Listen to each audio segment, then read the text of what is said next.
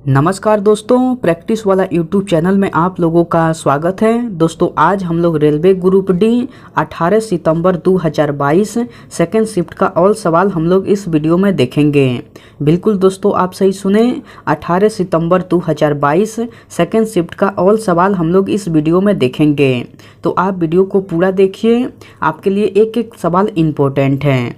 आपके एग्जाम में इस वीडियो से सेम टू सेम सवाल देखने को मिलेगा, तो आप एक एक सवाल का इम्पोर्टेंस समझिए और अच्छे से तैयारी कीजिए। ओके दोस्तों, चलिए हम लोग डायरेक्ट क्वेश्चन देख लेते हैं। नेक्स्ट क्वेश्चन कह रहा है कि भारत में सिक्के डैश द्वारा जारी किए जाते हैं। भारत में सिक्के किसके द्वारा जारी किए जाते हैं? तो आपको वित्त मंत्रालय द्वारा जारी किए जाते हैं। भारत में सिक्के आपको वित्त मंत्रालय द्वारा जारी किए जाते हैं। तो ऑप्शन 4 जो है बिल्कुल सही उत्तर हो जाएगा। ओके, चलिए नेक्स्ट क्वेश्चन देख लेते हैं। नेक्स्ट क्वेश्चन कह रहा है कि निम्नलिखित में से किस वर्णक में ऑक्सीजन के लिए उच्च बंधुता होती है? तो हीमोग्लोबिन में होती है। किस वर्णक में होती है दोस्तों? तो हीमोग्लोबिन में। ऑप्शन 3 जो है बिल्कुल सही उत्तर हो जाएगा। ओके, चलिए नेक्स्ट क्वेश्चन देख लेते हैं। नेक्स्ट क्वेश्चन कह रहा है कि पृथ्वी दिवस कब मनाया जाता है? 4 ऑप्शन दिया है, इसमें से आपको चुनकर बताना है कि पृथ्वी दिवस कब मनाया जाता है। तो आपको 22 अप्रैल को मनाया जाता है। पृथ्वी दिवस कब मनाया जाता है? तो 22 अप्रैल को। ऑप्शन 2 जो है बिल्कुल सही उत्तर हो जाएगा। ओके, चलिए नेक्स्ट क्वेश्चन देख लेते हैं। नेक्स्ट क्वेश्चन कह रहा है कि आपको इलेक्ट्रिक हीटर के निर्माण के लिए नाइक्रोम का उपयोग क्यों किया जाता है? क्योंकि इसकी प्रतिरोधकता उच्च और गलनांक उच्च होता है, इसलिए इसका उपयोग किया जाता है। ऑप्शन 4 जो है बिल्कुल सही उत्तर हो जाएगा। ओके, चलिए नेक्स्ट क्वेश्चन देख लेते हैं। दोस्तों मैं उम्मीद करता हूं कि क्वेश्चन आपको अच्छे से समझ में आ रहा है। दोस्तों अगर आपको वीडियो पसंद आती है तो इस वीडियो को लाइक कर दीजिए और कमेंट करके बताइए कि वीडियो आपको कैसे लगी। दोस्तों अभी तक आप इस चैनल को सब्सक्राइब नहीं किए हैं तो प्लीज़ इस चैनल को सब्सक्राइब कर लीजिए और बेल आइकन को भी प्रेस कर दीजिए। ओके, चलिए नेक्स्ट क्वेश्चन देख लेते हैं। नेक्स्ट क्वेश्चन कह रहा है कि भारतीय संविधान में शामिल मौलिक अधिकार नामक विशेषता किस देश के संविधान से ली गई है? तो आपको जर्मनी देश के संविधान से ली गई है। किस देश के संविधान से ली गई है? तो आपको जर्मनी देश के संविधान से। तो ऑप्शन 1 जो है बिल्कुल सही उत्तर हो जाएगा। ओके, चलिए नेक्स्ट क्वेश्चन देख लेते हैं। नेक्स्ट क्वेश्चन कह रहा है कि निम्नलिखित में से कौन सा एक राजनीतिक अधिकार है? 4 ऑप्शन दिया है, इसमें से आपको चुनकर बताना है कि कौन सा एक राजनीतिक अधिकार है। तो मतदान का अधिकार जो है आपको एक राजनीतिक अधिकार है। कौन है दोस्तों? तो आपको मतदान का अधिकार है। ऑप्शन 1 जो है बिल्कुल सही उत्तर हो जाएगा। ओके, चलिए नेक्स्ट क्वेश्चन देख लेते हैं। नेक्स्ट क्वेश्चन कह रहा है कि निम्न में से कौन बैंक ऑफ बड़ौदा के संस्थापक थे? 4 ऑप्शन दिया है, इसमें से आपको चुनकर बताना है कि कौन बैंक ऑफ बड़ौदा के संस्थापक थे। तो महाराजा सयाजीराव गायकवाड़ तृतीय जो थे आपको बैंक ऑफ बड़ौदा के संस्थापक थे। कौन थे? तो महाराजा सयाजीराव गायकवाड़ तृतीय थे। ऑप्शन 4 जो है बिल्कुल सही उत्तर हो जाएगा। ओके, चलिए नेक्स्ट क्वेश्चन देख लेते हैं। नेक्स्ट क्वेश्चन कह रहा है कि इनमें से किस वेद को सबसे बड़ा और संग्रह में सबसे महत्वपूर्ण माना जाता है? जिसमें 1028 सूक्त हैं, जिन्हें मंडल नामक 10 पुस्तकों में विभाजित किया गया है। तो ऋग्वेद को विभाजित किया गया है। किसे विभाजित किया गया है? तो आपको ऋग्वेद को। ऑप्शन 4 जो है बिल्कुल सही उत्तर हो जाएगा। ओके, चलिए नेक्स्ट क्वेश्चन देख लेते हैं। नेक्स्ट क्वेश्चन कह रहा है कि निम्न में से कौन सा आयनिक यौगिक नहीं है? 4 ऑप्शन दिया है, इसमें से आपको चुनकर बताना है कि कौन सा आयनिक यौगिक नहीं है। तो CO2 यानी कि कार्बन डाइऑक्साइड जो है आपको आयनिक यौगिक नहीं है। कौन नहीं है दोस्तों?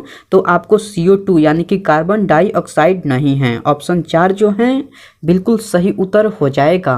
ओके, चलिए नेक्स्ट क्वेश्चन देख लेते हैं।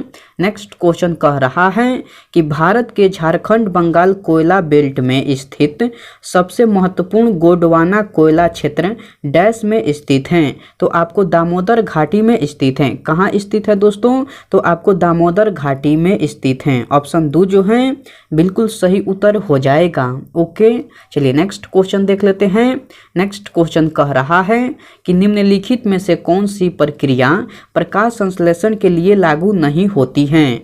तो आपको कार्बन डाइऑक्साइड के ऑक्सीजन से कार्बोहाइड्रेट का निर्माण होता है। यही प्रक्रिया जो है आपको प्रकाश संश्लेषण के लिए लागू नहीं होती है। ऑप्शन 2 जो है बिल्कुल सही उत्तर हो जाएगा। ओके, चलिए नेक्स्ट क्वेश्चन देख लेते हैं। नेक्स्ट क्वेश्चन कह रहा है कि भारतीय संविधान के निम्न में से किस अनुच्छेद के तहत हिंदी को संघ की राजभाषा घोषित किया गया है? तो अनुच्छेद 343 के तहत किया गया है। किसके तहत किया गया है? तो अनुच्छेद 343 के तहत। ऑप्शन 2 जो है बिल्कुल सही उत्तर हो जाएगा। ओके, चलिए नेक्स्ट क्वेश्चन देख लेते हैं। नेक्स्ट क्वेश्चन कह रहा है कि निम्नलिखित में से किसे जैव चिकित्सा अपशिष्ट नहीं माना जाता है? 4 ऑप्शन दिया है, इसमें से आपको चुनकर बताना है कि किसे जैव चिकित्सा अपशिष्ट नहीं माना जाता है। तो खाद्य अपशिष्ट को आपको जैव चिकित्सा अपशिष्ट नहीं माना जाता है। किसे नहीं माना जाता है? तो खाद्य अपशिष्ट को नहीं माना जाता है। ऑप्शन 1 जो है बिल्कुल सही उत्तर हो जाएगा। ओके, चलिए नेक्स्ट क्वेश्चन देख लेते हैं। नेक्स्ट क्वेश्चन कह रहा है कि उस रसायनज्ञ का नाम बताएं जिन्होंने वर्ष 1817 में समान गुणों वाले तत्वों को समूहों में व्यवस्थित किया था। तो J.W. डोब्राइनर ने किया था। किसने किया था दोस्तों? तो आपको J.W. डोब्राइनर ने। ऑप्शन 3 जो है बिल्कुल सही उत्तर हो जाएगा। ओके, चलिए नेक्स्ट क्वेश्चन देख लेते हैं। नेक्स्ट क्वेश्चन कह रहा है कि इनमें से कौन प्रार्थना समाज आंदोलन के शुरुआती नेताओं में से एक थे? तो आपको महादेव गोविंद रानडे थे। कौन थे दोस्तों? तो आपको महादेव गोविंद रानडे। ऑप्शन 4 जो है बिल्कुल सही उत्तर हो जाएगा। ओके, चलिए नेक्स्ट क्वेश्चन देख लेते हैं। नेक्स्ट क्वेश्चन कह रहा है कि सामान्य परिस्थितियों में सामान्यतः नगर निगम का प्रमुख कौन होता है? तो आपको मेयर होता है। कौन होता है दोस्तों? तो आपको मेयर होता है। ऑप्शन 3 जो है बिल्कुल सही उत्तर हो जाएगा। ओके, चलिए नेक्स्ट क्वेश्चन देख लेते हैं। नेक्स्ट क्वेश्चन कह रहा है कि डैश झारखंड की आदिवासी आबादी का त्यौहार है। 4 ऑप्शन दिया है, इसमें से आपको चुनकर बताना है कि कौन झारखंड की आदिवासी आबादी का त्यौहार है। तो सरहुल जो है आपको झारखंड की आदिवासी आबादी का त्यौहार है। कौन है दोस्तों? तो सरहुल है। ऑप्शन 4 जो है बिल्कुल सही उत्तर हो जाएगा। ओके दोस्तों, चलिए नेक्स्ट क्वेश्चन देख लेते हैं। नेक्स्ट क्वेश्चन कह रहा है कि चुंबकीय कंपास में निम्नलिखित में से क्या होता है? तो एल्युमिनियम के एक सूचक यानी पॉइंटर से जुड़ा एक छोटा चुंबक होता है। क्या होता है दोस्तों? तो एल्युमिनियम के एक सूचक यानी पॉइंटर से जुड़ा एक छोटा चुंबक होता है। ऑप्शन 4 जो है बिल्कुल सही उत्तर हो जाएगा। ओके, चलिए नेक्स्ट क्वेश्चन देख लेते हैं। नेक्स्ट क्वेश्चन कह रहा है कि किसी समजातीय श्रेणी में 2 क्रमागत सदस्य किस समूह द्वारा एक दूसरे से पृथक होते हैं? तो आपको CH2 द्वारा एक दूसरे से पृथक होते हैं। किस समूह द्वारा एक दूसरे से पृथक होते हैं? तो CH2 समूह द्वारा। ऑप्शन 2 जो है बिल्कुल सही उत्तर हो जाएगा। ओके, चलिए नेक्स्ट क्वेश्चन देख लेते हैं। नेक्स्ट क्वेश्चन कह रहा है कि इनमें से किस धातु का इलेक्ट्रिक विन्यास 284 है? तो आपको सिलिकॉन का इलेक्ट्रिक विन्यास जो है आपको 284 है। किस धातु का है दोस्तों? तो सिलिकॉन का है। ऑप्शन 4 जो है बिल्कुल सही उत्तर हो जाएगा। ओके, चलिए नेक्स्ट क्वेश्चन देख लेते हैं।